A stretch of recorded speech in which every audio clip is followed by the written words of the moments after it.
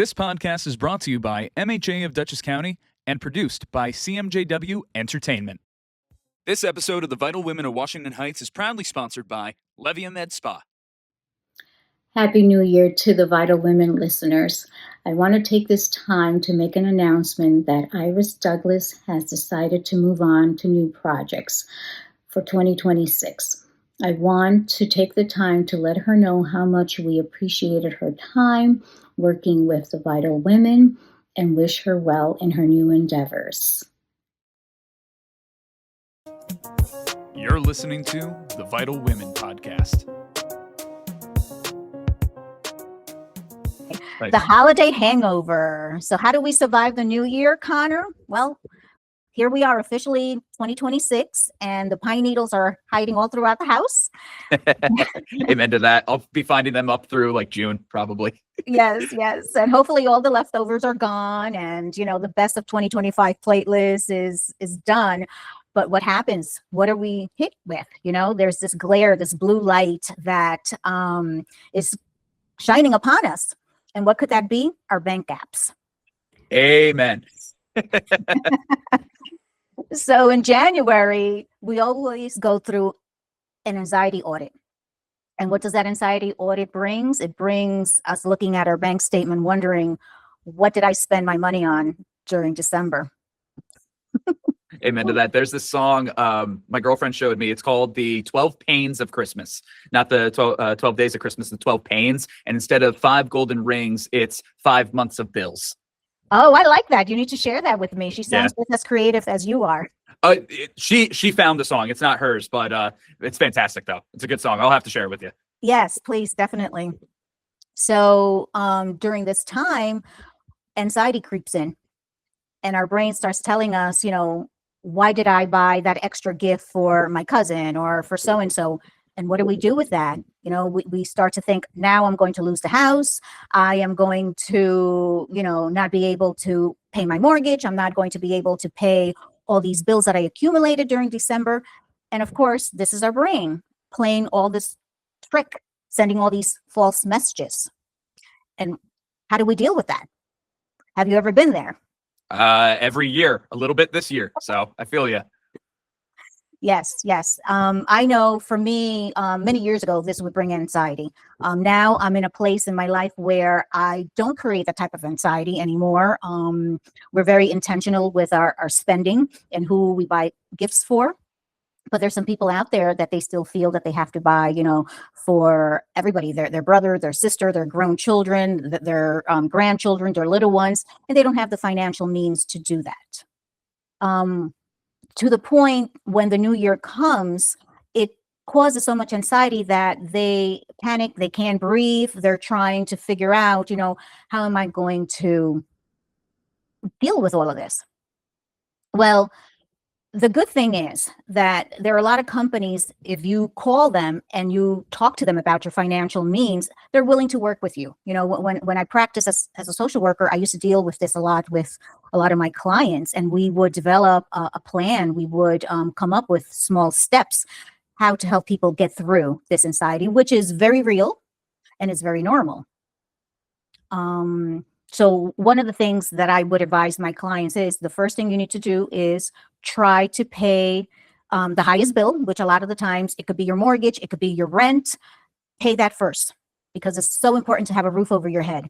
And the second thing is sit down, see how you can minimize paying those smaller bills that were created during the Christmas, what I call hangover, the holidays hangover, and is calling companies also and working out a payment plan with them. A lot of the times, companies are willing to work with you and allow you to come in agreement with that plan. So that's a way of relieving that particular anxiety.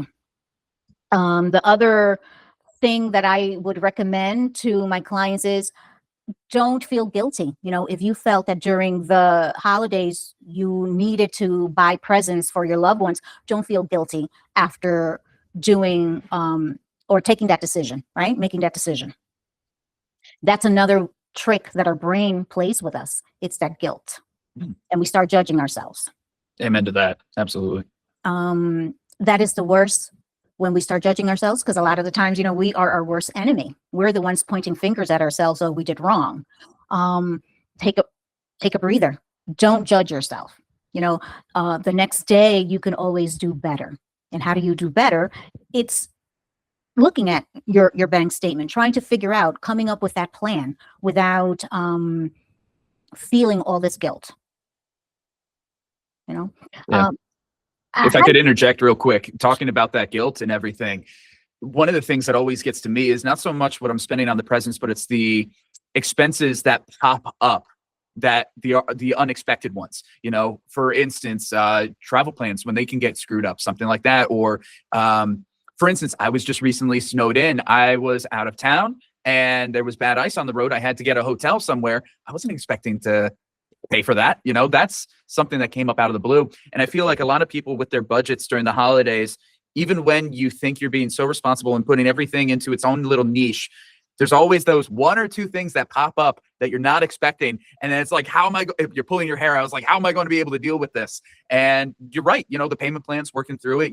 It's not going to be overnight. Some of the things, I know a number of things I'm trying to pay off, I'll be paid off by February. And that feels pretty good in my boat, but that's what works for my financial schedule as of now. And I just got to breathe and be like, Conor, it's fine. Nobody's going to bang down your door and take you out or anything like that.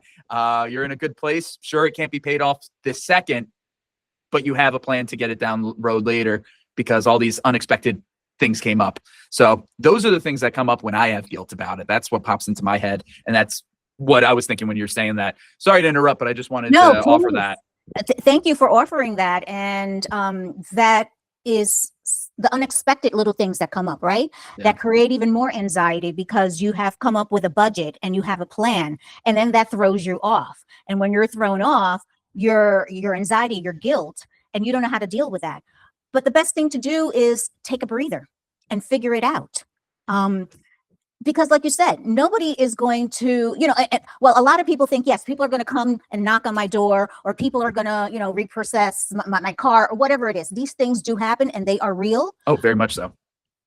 But in the end, we need to slow down, breathe, come up with a plan. Like you said, paying it off as much as you can, a little bit at a time, instead of allowing this big budget or debt bring us down. Because the most important thing, and as we are in 2026, is it's our health, and not just our physical health, but our mental health.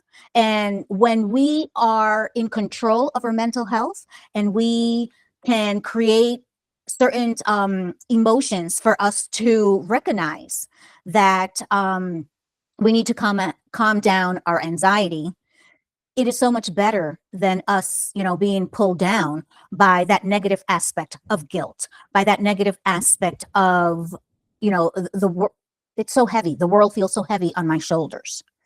And a lot of the times, just as we are our worst enemy, we also need to be our best friend. And we need to figure out ways how to help ourselves instead of just relying on the support of other people. Because a lot of the times, we are sitting on our own, we are by ourselves. And even if we reach out to a friend to talk to them about our problems and our concerns, that person may not be available at that particular time. So physically, emotionally, mentally, any of those things, without a doubt, especially at the end of the year. Absolutely. So we need to find those tools that are able to regulate our emotions. Yeah. So Ivette, that actually brings up something that I think a lot of people would be really interested to hear when you've had those moments, because as you said, like holiday time right now, you're doing good. But when you've had those holiday moments, what were the tools that you use specifically to kind of pause, take a breather, and kind of recalibrate yourself during those periods of your life? Good question. Well, one of the moments or tools that I would use for myself is just like I finished saying, taking that time to create a written plan. I'm a very visual person. So creating a visual plan for me works, so I can see what my bills were at the moment, so I can break down on how to pay those bills. Praying. I'm big with my faith, praying not so much for God to pay my bills, but praying for him to give me the strength to feel that I can do this and to figure out what the plan will be moving forward. talking, if that friend was available, or my sister was available, or my husband was available, finding that person that you trust to talk to them about perhaps the financial problem that you've created, right? And being honest with yourself and being honest with that person. Honesty is key, without a doubt. Honesty is key. And a lot of the times with certain behavior, we need to be accountable for our own behavior. Yeah, very much so. I feel like we lie to ourselves. Just like, as you said, we can be our own worst enemy. We almost kind of trick ourselves into a reality that's kind of warped and to the worst case scenarios, hence why we are our own worst enemies. If we were talking to a friend or a loved one, would we always be jumping to those worst case scenarios? More than likely not. So yeah, just giving ourselves that kind of just that space and that leniency. Yes, that permission, permission. The permission to feel those raw emotions, whether it is, anger towards ourselves, because a lot of the time also I was angry at myself and say, why did you do that, without thinking? So the permission to feel those feelings, anger, the sadness, and to know that it was okay. Okay, I put myself in this situation. Now I need to come up with a plan to get myself out of that situation. And that's so huge, especially around the holidays and post-holidays, because everybody's wanting to be jolly and happy and all that. So I feel like the holidays are the time where people suppress their emotions more than anything. It's like, it's supposed to be bright. It's supposed to be this. I can't feel this way. It's like, no, this time of year is often the time where all those emotions come up to the surface. Allow that. Absolutely. Absolutely. And sometimes we don't allow ourselves to feel a certain way because of fear. What are we going to find? Yes. If we allow ourselves to feel a certain way, what's at that end of that emotion? Mm-hmm. So. Yeah. And that's scary too. That's scary. Is like, because there's a lot of comfort in the discomfort. Yes. A lot of the time where, sure, it may not be a great situation that we might find ourselves in sometimes, but it's familiar. And because it's familiar, people aren't always ready to take that next step on the sense of growth. It's just like the saying, it's like you can lead a horse to water, but you can't make it drink. It's 100% that. You got to be ready. You got to be open and accepting of what's that next step, that next movement on your journey.